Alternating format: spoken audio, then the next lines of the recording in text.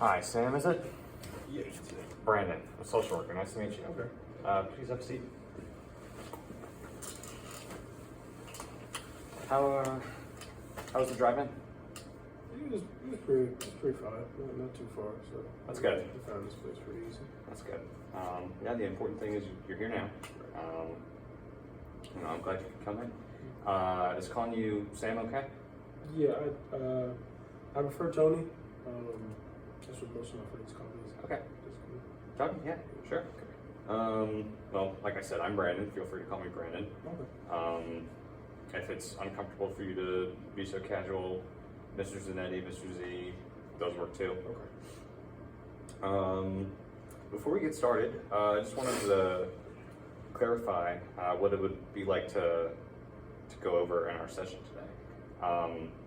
We're going to be doing a lot of discussing, specifically, like your thoughts and opinions about the stressors going on in your life. Is that something that you're comfortable doing? Yeah, sure. Yeah. Okay, perfect. So before we begin, I just want to clarify or really pick your brain on what exactly are you hoping to accomplish today? Well, I mean, I've been having some marital issues with my wife, Julie. Mm-hmm. Probably for about the last couple of years now. We've been married for about 8 years, so I'm trying to figure out how we can, or how I can get myself back into a relationship and try to maintain it. Okay. Yeah, that sounds good. We can absolutely do that. Before we get started sharing, in a full capacity, Right.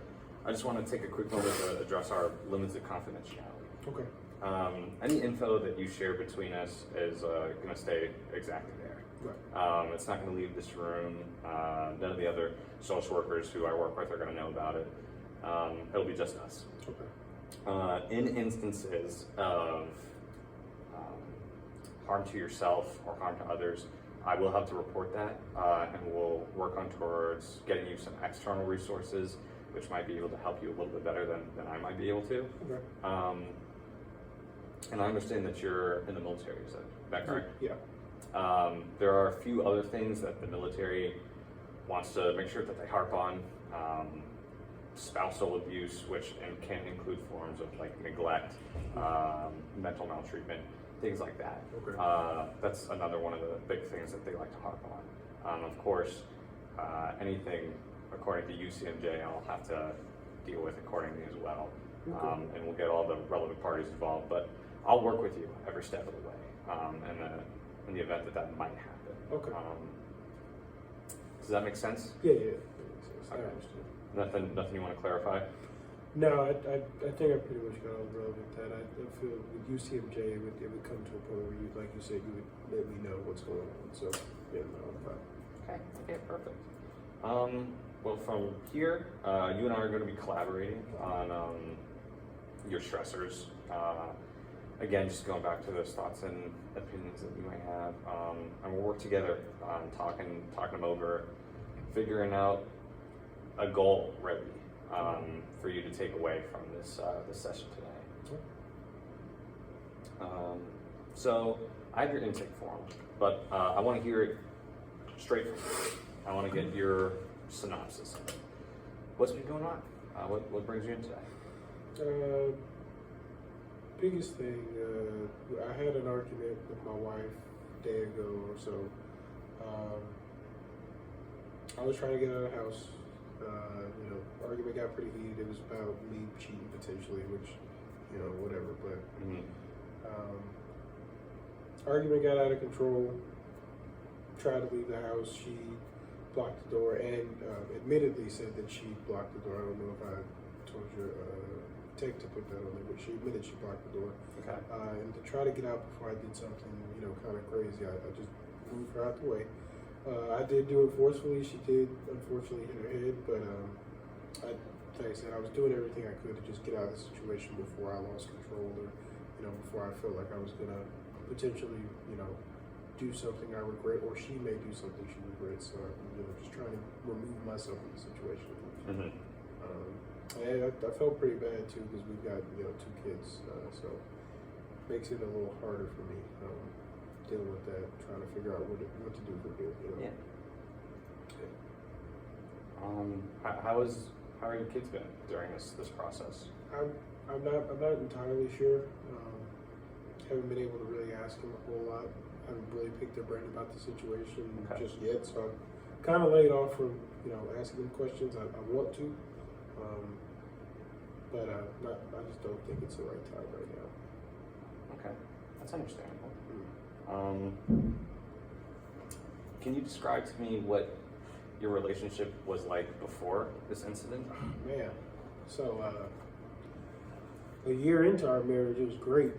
Everything was working out perfect, and then out of nowhere, now we're here 7 years later, and it's just been up and down, back and forth, just fights. And I mean, we had our kids, but that obviously hasn't made things much better. So it's just been difficult, to say the least. So what's been difficult? It's just the constant argument, the constant accusations. I mean, I just came back from a deployment too, so it's like this doesn't help as well. I'm already stressed out as it is, so it's like, what good does that do? And I feel like there's always been a little bit of, apprehensiveness on her end in regards to the military because I'm always leaving, or I could potentially leave. So I'm assuming she probably always thinks I'm cheating or something like that. Yeah. To me, this sounds a bit like a bit of a trust issue. Would you agree with that? Yeah, I mean, it's definitely a trust issue. Would you say that this trust issue has been a recent development, or was it pretty prevalent in the beginning stages? The beginning stages, like I said, the first year, no, it was fine. But go back past that first year into the next 7 years, it's definitely been an issue. Okay. For sure. So that's kind of been like the more recent thing. Is this mistrust and misunderstanding? Yeah, it's hit a head at this point. Okay. I was fine dealing with it for the last few years, but now it's kind of a little crazy. Well, after the incident, what happened? Where did you go? I really just walked around for a little bit. I didn't realize she had hit her head because I was still kind of upset. Mm-hmm. Saw she had hit her head, and I went ahead and took her to the hospital just to make sure nothing was super wrong with her. But I think that's when it got reported to you guys. Yeah.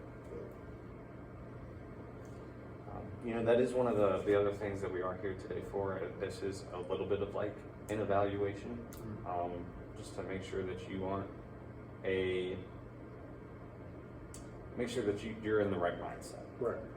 For being in this relationship that you're in, just being in your day-to-day life. Yeah. So you mentioned walking around right after the incident. Would you say that that's a common way to deal with your stress over this situation? Yeah. Recently, I try to remove myself from situations that don't really benefit me. Okay. I think that's my way of coping. Okay. Well, self-identifying a way of coping is a very strong and very capable thing of doing. Right. Shows some level of self-assessment, and that's really good. Right. Are there any other coping strategies that you've used before in the past, maybe? Not that I can think of. I generally just try to make sure that I avoid confrontation. It's not something I handle very well. Yeah. But I just don't want to be involved with it. So, removing myself, maybe isolating until I cool down or something like that. But, stuff like that. Okay. How often would you say these confrontations happen? Between me and Julie, it's been.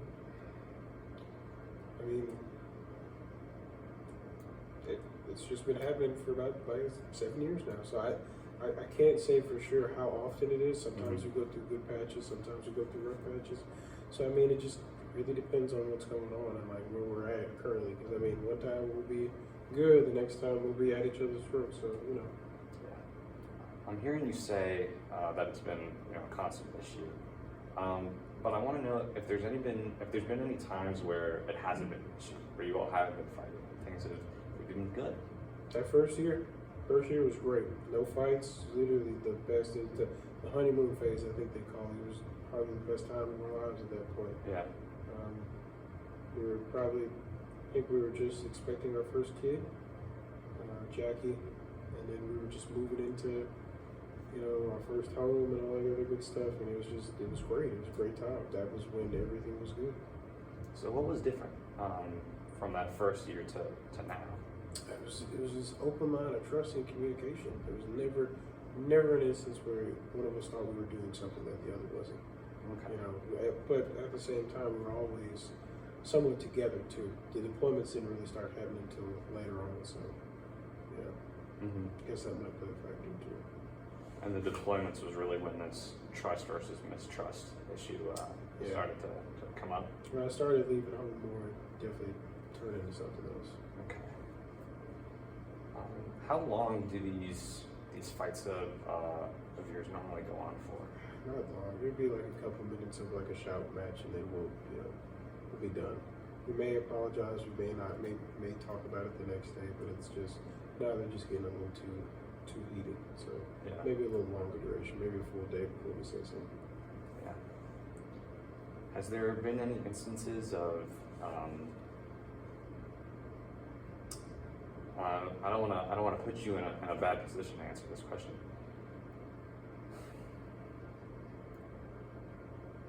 Has there been any instances of maybe more heated altercations in the past, or would you say that this most recent one was the exception and nothing? It was the exception. We've never had an issue where one of us has been putting hands on each other, someone's been to the hospital, anyone's ever been hurt. This was the one time where it's like, all right, this is, it escalated to that point. That's why I agreed to, I needed to come here, so I can make sure that I'm, not in a place of, bad spirits with myself. Yeah. Would you say that it was like a bout of anger that came over you, or? It's just a need to get away, and I didn't think all the way through. Mm-hmm.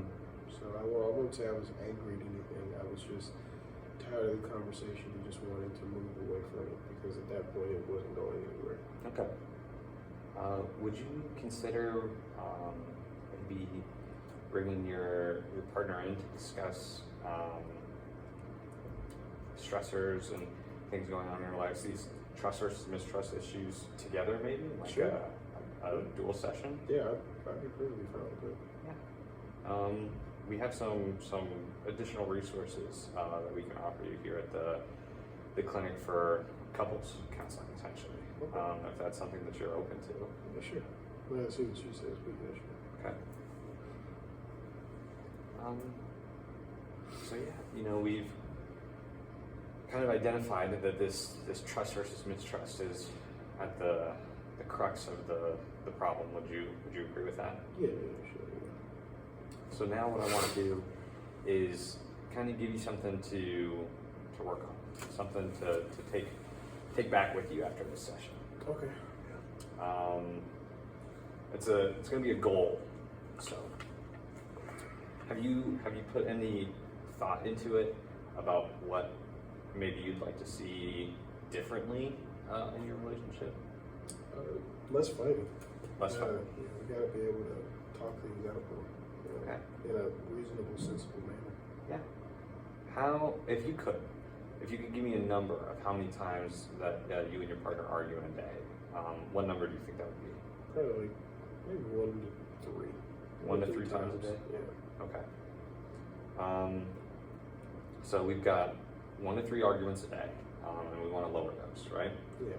So let's try to get that number down, even to just 1 to 2. Mm-hmm. If 3 is the max amount of arguments that you will have in a day, I want to lower that to at least 2. Okay. Sure.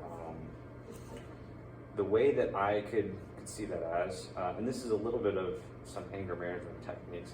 Not that you have any anger issues that I've heard from you, or Right.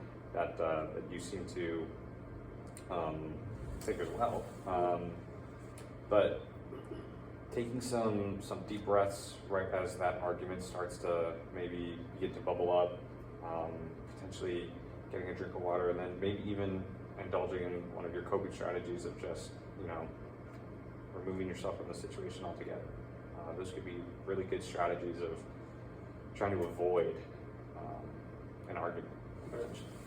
Does that sound like something feasible to you? Yeah, definitely. Definitely sounds like something I could try. Okay, that's good. So we'll have some time to put this into effect. And really, I would love to see you here in about 2 weeks. Does that sound okay? Yeah, sure. We can do 2 weeks. Okay. And for this one, it'll be just you again. Well, I'd love for you to get your partner's opinion on the dual session thing. But this next session will just be me and you again. And from there, we'll talk about those strategies put into place, and that goal of lowering those arguments down per day. So 2 weeks as a time frame to reduce that 1 to 3 to 1 to 2. And even if you could get down to 1 a day, that would be amazing. Right. How does that sound? Yeah, that works. Yeah. Okay. Is there anything that would stop you from doing 1 to 2 arguments a day as opposed to 1 to 3? I mean, I don't think anything would really stop me. It just depends on how, provoked I am into the argument, potentially. Yeah. But I don't think anything would really stop me. Okay. I think it's more of a choice. Okay. Well, do you feel like you're capable of making that choice of removing yourself early, potentially taking some deep breaths, drink of water, things like that? Yeah, definitely. Okay, that's good. I'm very glad to hear you say that. Outside of our session, and in between these 2 weeks, right, of our next session, it's really going to be up to you to kind of uphold that. And it's going to be difficult. If you go home today and, today results in 3 arguments, or tomorrow results in 3 arguments, right, that's okay. If you can get 1 or 2 days down to 1 or 2 arguments, that'll be perfect. That'll be enough. You've accomplished the goal. right. How though do you want to monitor your progress going forward? Journaling. Journaling? Yes, I like to write. That's perfect. That's a great way of going about it then. I would love if during our next session you brought your journal and we could go over some of the stuff that you write about in there. I'm not going to be poking and prodding all over it. Right. It'll be just stuff that you're comfortable with sharing. Right. But then we'll go over the results of the 2 weeks as well. Okay. Yeah. So we discussed quite a bit today. We're coming up near the end of our session. This issue of trust versus mistrust going on in your relationship, as well as some goals to combat that. I just want to hear it back from you. What are you going to do to lower those arguments? Use some coping strategies, get a drink of water, walk away, remove myself, just try to make sure that I'm not engaging when I don't need to. Yeah. And make that conscious choice. Yeah, that's great. I feel very confident about your ability to remove yourself from the situation. It does sound like this instance of, your partner hitting their head was an accident, a one-off. So I feel very strongly about your ability to lower these arguments in between now and our next session. Yeah. All right. Is there anything else that you wanted to discuss before we? No, that's pretty much it. I'll probably have more to talk about the next session. I'm just trying to get the initial one to figure out where I'm at. Yeah. All right. Well, I was glad to hear you. Glad to listen to what was going on. I hope I helped. Yeah. And we'll see you in 2 weeks from now. That works. Thank you. Thank you so much for coming.